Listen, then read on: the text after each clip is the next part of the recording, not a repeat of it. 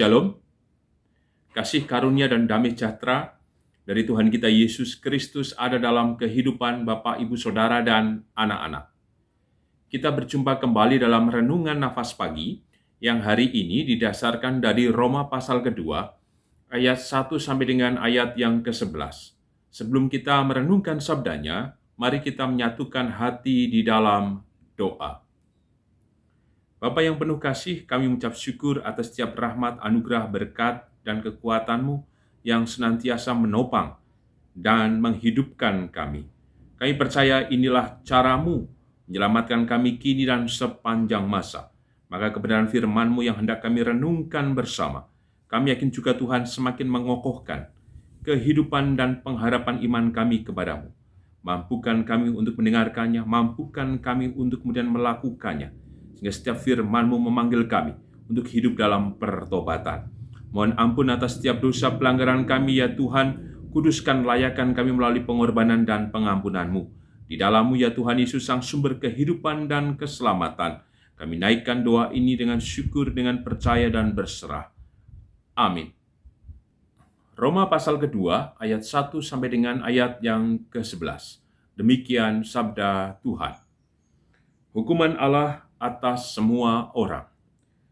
Karena itu, hai manusia, siapapun juga engkau yang menghakimi orang lain, engkau sendiri tidak bebas dari salah.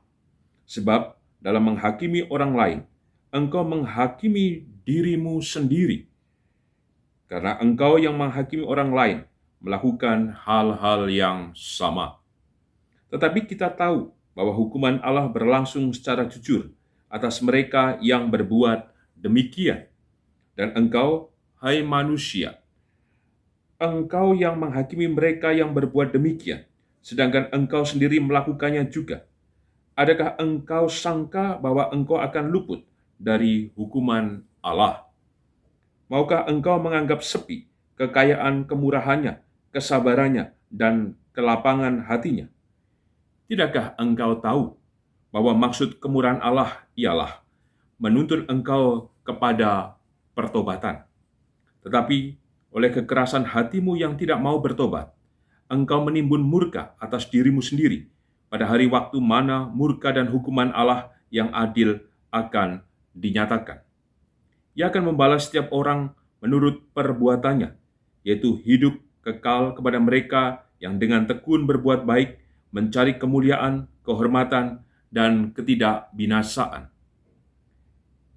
Tetapi murka dan geram kepada mereka yang mencari kepentingan sendiri, yang tidak taat kepada kebenaran, melainkan taat kepada kelaliman. Penderitaan dan kesesakan akan menimpa setiap orang yang hidup yang berbuat jahat. Pertama-tama orang Yahudi dan juga orang Yunani. Tetapi kemuliaan, kehormatan, dan damai sejahtera akan diperoleh semua orang yang berbuat baik.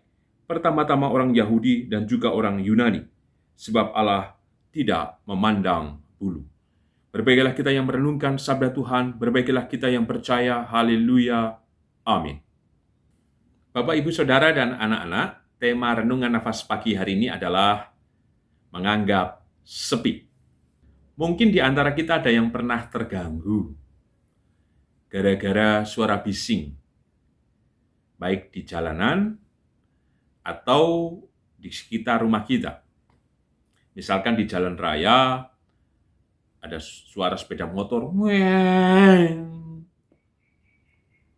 atau dulu waktu pemilu, para simpatisan partai politik menggeber-geber sepeda motornya,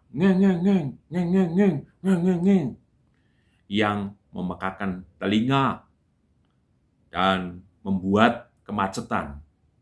Atau di sekitar rumah kita, dulu dalam perayaan keagamaan ada petasan yang dinyalakan, dar der dar der dar der. Bahkan pula di gereja waktu itu perayaan tutup tahun pun ditandai dengan penyalaan petasan, duar duar. Mungkin bagi yang menyalakan senang, atau tadi yang menggunakan sepeda motor merasa puas. Tapi bagi mereka yang lain yang tidak memilih untuk melakukan hal itu, mereka bisa jadi, tadi saya mengatakan, terganggu. Artinya, ada sisi yang tidak diperhatikan bagi para pelaku, bahwa yang lain berhak pula untuk menikmati apa yang ia harapkan. Entah itu ketenangan, situasi yang damai, situasi yang nyaman.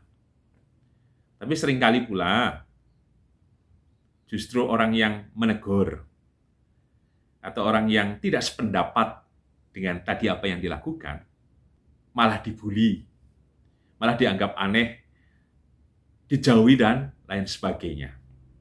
Dianggap tidak umumnya, seperti halnya yang lain. Menarik apa yang dilakukan oleh Pak Polisi. Ketika ada yang menggunakan knalpot yang brong tadi, ada yang ditangkap, dan kemudian mereka diminta untuk duduk dan mendekatkan telinga di knalpot. Lalu Pak Polisi langsung menyalakan sepeda motor dan greng, greng, greng. Biar mereka ikut merasakan pula bahwa apa yang diperbuat mereka perlu dipikirkan. Kalau telinga mereka bising, apalagi yang lain. Pak Polisi hendak mengajak supaya mereka mempertimbangkan bahwa ada yang lain yang perlu dihormati. Tidak semena-mena semaunya sendiri. Demi tadi saya mengatakan kenikmatan atau kepuasan diri. Jangan pula menganggap sepi, bahwa ia yang hidup di dunia ini secara sendiri, atau yang lain dianggap sepi. Dia merasa berhak, dan yang lain tidak. Pada kejadian lain, saya suatu saat layak di masyarakat. Sudah diberi tanda bahwa jalan itu ditutup, tetapi ada juga orang-orang yang dengan santuinya naik sepeda motor di depan para pelayat. Bahkan sampai diteriakin pun, dia seperti tidak menerima, bahkan menoleh, seperti mengajak atau mau menantang. Atau sisi yang lain, sekarang mungkin tidak seperti dulu. Ketika ada orang tua yang sedang duduk-duduk, kemudian ada yang lewat. Dulu, derek langkung, Pak, Bu, nun sewu, monggo. Tidak, sekarang aja. Ini bukan saja ada di masyarakat, tetapi di gereja juga. Seperti nggak ada orang, dianggap sepi saja, tidak ada tegur sapa, lewat saja. Bahkan kalau ada orang yang lebih tua di situ, bisa saja dicuekin. Justru yang tua yang menyapa yang muda. Atau juga bisa kebalikannya. Karena seringkali tuntutannya harus yang muda, dan tidak demikian. Cuma harus bertegur sapa, tetapi seringkali tidak terjadi. Lihat saja gambarannya. Dalam kebaktian, satu bangku belum tentu saling menyapa. Apalagi dalam seluruh gereja. Dianggap semua sepi, nggak ada orang, atau tidak merasa membutuhkan sehingga dianggap ya lebih baik diam. Dan banyak kasus-kasus atau kejadian yang lain yang seringkali yang lain dianggap tidak ada, atau tidak diperlukan, atau tidak perlu dihargai, atau tidak perlu kemudian disapa dan lain sebagainya. Untuk itu, mari kita perhatikan kembali Roma pasal kedua ayat 1 sampai dengan ke-11. Di ayat 1 sampai dengan ke-3 dijelaskan bahwa ada orang-orang yang seenak udelnya sendiri, semaunya sendiri, menangi dewi, mau menang sendiri. Kebenaran hanya dalam dirinya. Maka dengan semena-mena ia bisa menilai, bisa menelanjangi, bisa menghakimi orang-orang yang ada di sekitarnya. Tentu ia tidak merasa bersalah akan apa yang ia lakukan. Dalam hal ini ia menganggap sepi yang lain. Tidak ada tempat untuk menghargai, menghormati. Tidak ada tempat untuk mendengar. Tapi kemudian diingatkan, khususnya di ayat yang pertama. Sebab dalam menghakimi orang lain, engkau menghakimi dirimu sendiri. Karena engkau yang menghakimi orang lain melakukan hal-hal yang sama. Sangat telak teks ini. Firman Tuhan ini membukakan mata bagi setiap orang yang punya karakter demikian. Hei, ketika engkau menunjuk orang lain, sesungguhnya sedang menunjuk dirimu. Kenapa demikian? Mari kita perhatikan di ayat yang kedua. Tetapi kita tahu bahwa hukuman Allah berlangsung secara jujur atas mereka yang berbuat demikian. Di hadapannya, manusia itu punya potensi dosa dan melakukan pelanggaran dan kesalahan. Maka yang harus dilakukan orang adalah sadar akan potensi yang tidak baik yang ada dalam dirinya, yang harus kemudian dikeluarkan, dilepaskan, dibebaskan. Ia harus membersihkan dirinya. Karena jika seseorang kemudian menghakimi, menilai yang lain, yang menjadi pertanyaan besar adalah, apakah ia lebih layak, lebih benar dari orang yang kemudian dihakimi atau dinilai? Mungkin ia tidak melakukan seperti yang dilakukan yang lain. Tapi pada sisi yang lain, bisa jadi ia lebih bersalah karena melakukan hal yang tidak dilakukan oleh yang lain. Maka, di ayat yang ketiga, dan engkau, hai manusia, engkau yang menghakimi mereka yang berbuat demikian, sedangkan engkau sendiri melakukannya juga. Adakah engkau sangka bahwa engkau akan luput dari hukuman Allah? Mengingatkan kembali di ayat ini, bahwa tiada satu pun yang boleh mengatakan, oh saya kan punya kebebasan. Bukan demikian. Betul Tuhan memberikan kebebasan, tapi kebebasan yang Tuhan anugerahkan kepada kita adalah kebebasan yang memerdekakan. Kebebasan juga terikat dengan kebebasan lainnya. Sehingga kebebasan yang kita nyatakan dan ekspresikan adalah kebebasan yang memerdekakan kita. Dimulai dengan apa tadi? Kesadaran diri bahwa kita sama dengan yang lain. Yang lain bisa bersalah, kita pun bisa bersalah. Yang lain bisa benar, kita pun bisa benar. Tapi setiap kebenaran yang ada dalam diri kita bukan dalam rangka menghakimi yang lain. Maka kebenaran yang membebaskan, yang memerdekakan itu dalam rangka membebaskan dan memerdekakan yang lain.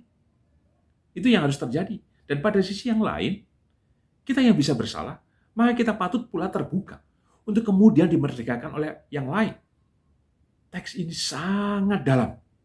Maka jangan pernah kita menganggap diri kita paling sempurna, menganggap diri kita paling berharga dan layak, paling dihormati.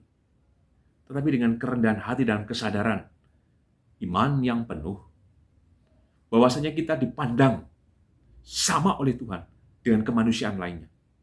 Saya sebagai pendeta sama dengan majelis, sama dengan Bapak Ibu Saudara, aktivis gereja, dan semua umat manusia. Inilah yang harus kemudian menjadi ruang dialog dalam diri kita. Untuk itu pesan apa yang kita terima dalam renungan nafas pagi hari ini? Yang pertama, di ayat yang keempat. Maukah engkau menganggap sepi kekayaan kemurahannya, kesabarannya, dan kelapangan hatinya? Tidakkah engkau tahu bahwa maksud kemurahan Allah ialah menuntun engkau kepada pertobatan? Tadi, dalam cerita di awal saya, semua dianggap sepi, merasa hidup sendiri, sehingga tidak memperhatikan yang lain. Dan ketika yang lain menanggapi dengan menegur, mengingatkan, menjadi marah, atau tidak berkenan, malah semakin menjadi-jadi. Mau dikurangi suara bisingnya, malah ngong-ngong. Bahkan, kita pernah juga mendengar di berita, malah berkelahi. Persis gambarannya di teks. Jangan anggap sepi kehidupan ini. Kehidupan ini ramai dan kompleks.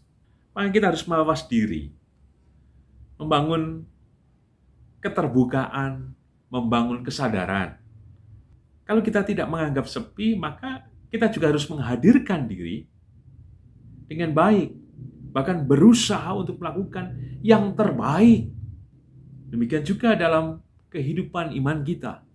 Kita mungkin masih ada yang terus melakukan hal-hal yang tidak baik, dengan kejahatan, dengan memfitnah, mungkin dengan mencari pendapatan dengan cara-cara yang tidak bersih, dengan kotor, dan lain sebagainya.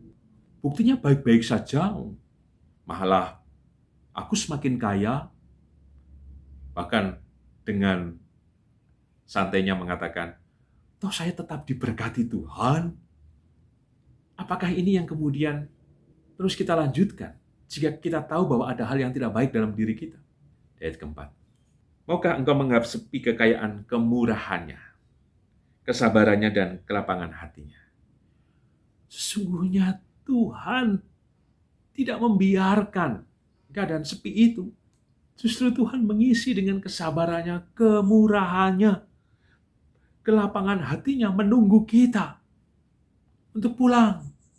Pulang yang seperti apa? Disebutkan bahwa maksud kemurahan Allah ialah menuntun engkau kepada pertobatan.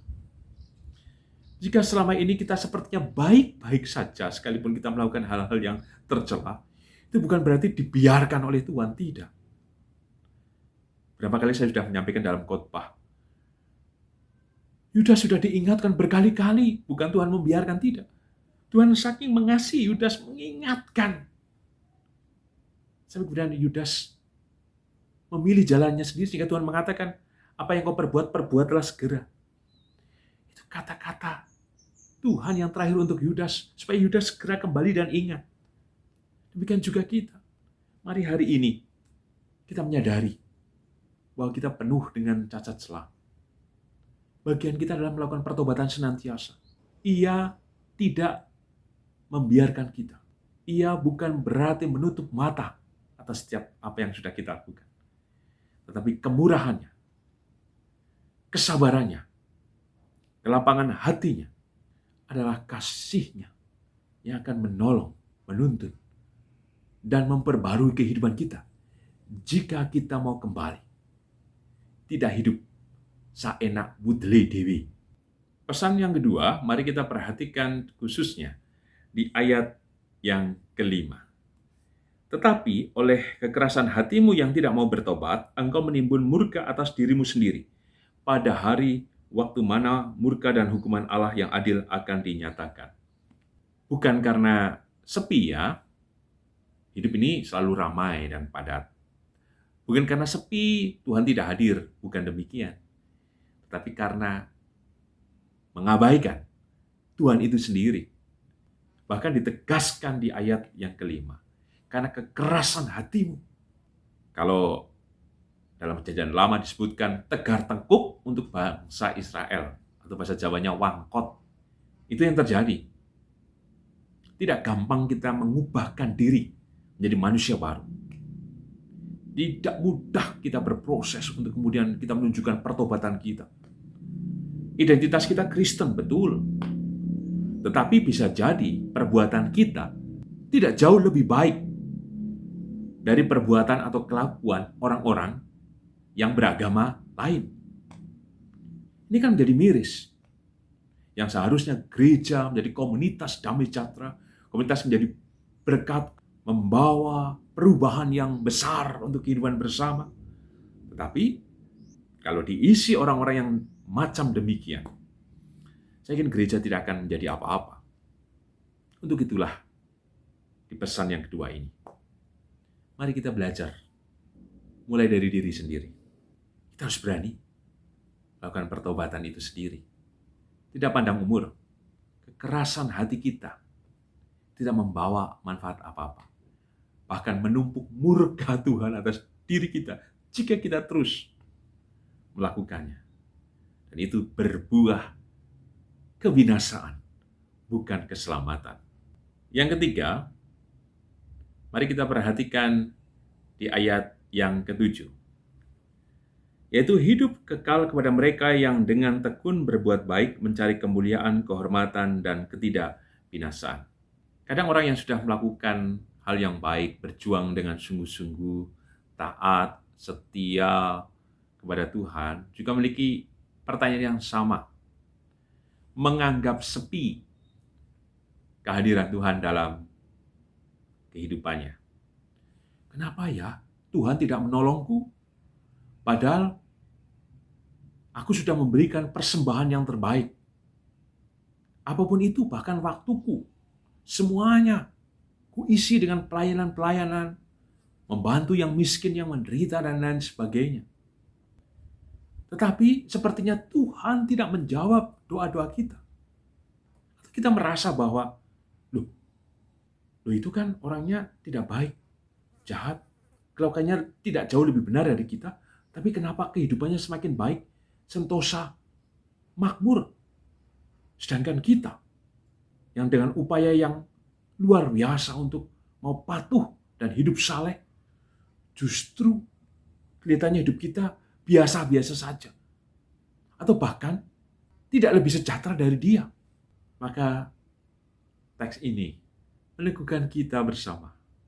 Ia akan membalas setiap orang menurut perbuatannya, yaitu hidup kekal. Hidup kekal. Jaminan kepastian. Ukurannya bukan lagi material. Itulah yang harus kemudian kita rayakan. Bahwa Tuhan tidak berdiam diri. Tetapi Tuhan hadir dalam setiap kehidupan yang kita perjuangkan. Sebagai penutup, tema renungan nafas pagi hari ini menganggap sepi. Kiranya kita semuanya sadar bahwa kita hidup bersama. Dan dalam kesadaran ini kita dipanggil untuk berlomba-lomba dalam hidup pertobatan. Sehingga dengan pertobatan itu kita sadar dan mengupayakan hidup kita semakin baik dan juga berusaha sekuat mungkin menciptakan damai sejahtera bersama dengan yang lain.